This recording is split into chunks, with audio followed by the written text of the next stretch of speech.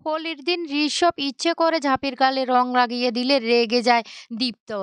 হ্যাঁ বন্ধুরা, এমনটা হতে চলেছে আজকের পর্বে। বিস্তারিত জানতে ভিডিওটিতে লাইক দিয়ে চ্যানেলটিকে সাবস্ক্রাইব করে পুরো ভিডিওটি তোমরা দেখতে থাকো। গল্পের শুরুতে আমরা দেখতে পারবো ঝাঁপিকে ঋষভ বাঁচিয়ে নেয় ওই গুন্ডাগুলোর হাত থেকে। তারপরে ঋষভকে দেখে চমকে যায় দীপ। দীপ তখন বলতে লাগলো, আরে ঋষভ তুই তুই এখানে? তখনই বলতে লাগলো, হ্যাঁ আমি এখানে এসেছি, তাও আসতাম না, আজকে ঝাঁপির ডাকে এখানে এসেছি। তখনই ঝাঁপি বলতে লাগলো, ও আমাদের ব্যাংকের সিইও।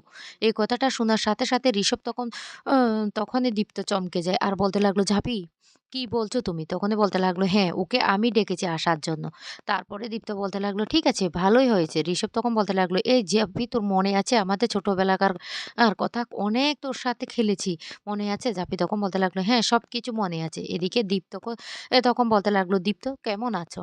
ঝাঁপি তো তোমার জন্যই পাগল ছিল। "তোমাদের মেরিট লাইফ কেমন চলছে?" দীপ্ত তখন বলতে লাগলো, "হ্যাঁ, ভালোই তো চলছে।" তারপরে ঋষভ বলতে লাগলো, "তোমাদের মেরিড লাইফ এর জন্য না অনেক, অনেক শুভকামনা। তবে তোমাদের জন্য আমি একটা গিফট নিয়ে এসেছি।" এই কথা বললে তখন দীপ্ত বলতে লাগলো, "কিসের গিফট?" তখন বলতে লাগলো, "তোমাদেরকে একটা গিফট দেবো। কারণ তোমরা দুজন এইভাবে একে অপরের পাশে আছো, এতদূর পর্যন্ত এগিয়ে গেছো, তার জন্য আমি আর পক্ষ থেকে তোমাদের দুজনের জন্য একটা গিফট আছে।" এই বলে গিফটটা তখন দীপ্তর হাতে দেয়, তখন দীপ্ত খুশি হয়ে বলতে লাগলো, "কি দরকার ছিল এই গিফটটা আনার?" তখনই ঋষভ বলতে লাগলো, "আর খুলে দেখো না কি গিফট আছে।" এইভাবে গিফট হাতে নিয়ে কেউ দাঁড়িয়ে থাকে? তারপরে দীপ্ত সেই গিফটটা খুলে দেখে আর দেখে পছন্দ হয় যে এদিকে ঝাঁপি তখন বলতে লাগলো, "চলো তাহলে এবার আমরা যাই।" তখন ঋষভ বলতে লাগলো, "দীপ্ত তোমাকেও তো জানতে পেরেছি যে ব্যাংকের দায়িত্বে দেওয়া হয়েছে।" তখন দীপ্ত বলতে লাগলো, "হ্যাঁ, ঠিক আছে।" তারপরে সে ঝাঁপি আর ঋষভ চলে যায়। এদিকে দীপ্ত ওদের পিছন, পিছন আসতে থাকে। দীপ্তর মনে বারবার ওই ঋষভকে নিয়ে সন্দেহ হতে থাকে। কিন্তু কোনো কথাই বলে না। এদিকে ঋষভকে নিয়ে ব্যাংকে চলে আসে সেই ঝাঁপি। অন্যদিকে ব্যাংকের সমস্ত কর্মীরা বলতে লাগলো, "আজকে ১ম দিনে ব্যাংকের উপর যত বড় একটা ঝামেলা হয়েছে না, সত্যি সেটা অভাবনীয়।" তারপরে সমস্ত কর্মীদেরকে তারা খুব সুন্দরভাবে পরিষেবা দিতে থাকে। আর তখনই ঝাঁপি সেখানে এসে হাজির হয়। ঝাঁপিকে দেখে তখন ব্যাংক কর্মীরা সবাই বলতে লাগলো, "দিদি তুমি এসেছো?" জাবি তখন বলতে লাগলো, "হ্যাঁ, এসেছি। তবে আমার সাথে আরেকজনকেও নিয়ে এসেছি।" তখন দীপ্তর বাবা বলতে লাগলো, "এই ছেলেটাকে কোথায় দেখেছি, কোথায় দেখেছি মনে হচ্ছে।"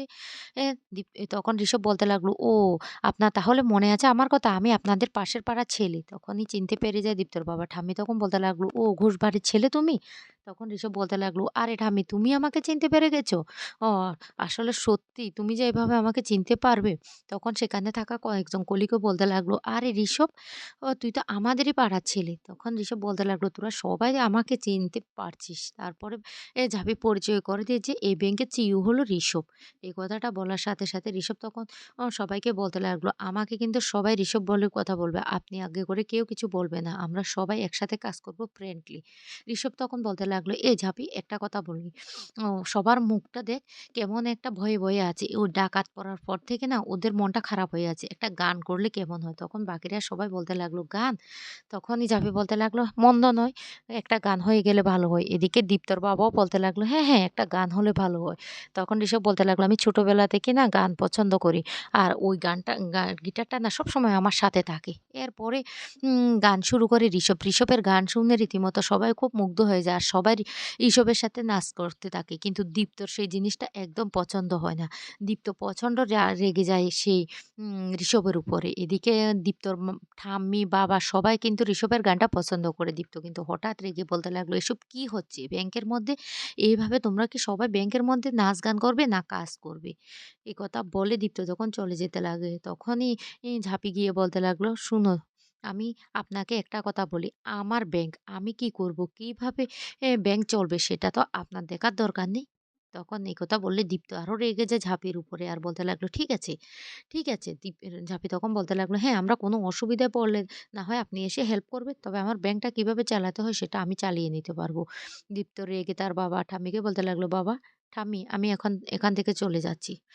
অন্যদিকে ঠাম্মি তখন বলতে লাগলো, "এই বড় খোকা, কিছু বুঝতে পারছিস দাদু ভাইয়ের ব্যাপারে?" তখন বলতে লাগলো, "হ্যাঁ মা, বুঝতে পারছি।" তখন বলতে লাগলো, ওই ছেলেটা এসেছে ভালোই হয়েছে। ওই ছেলেটাই আগুন ধরিয়ে দিয়েছে আমার দাদু ভাইয়ের মনে। আমি স্পষ্ট বুঝতে পারছি।" তারপরে ঋষভ কাছে এসে বসলে ঠাম্মি তখন বলতে লাগলো, "এই ছেলে, তোমাকে একটা কথা বলি, তুমিই পারবে সবটা ম্যানেজ করতে।"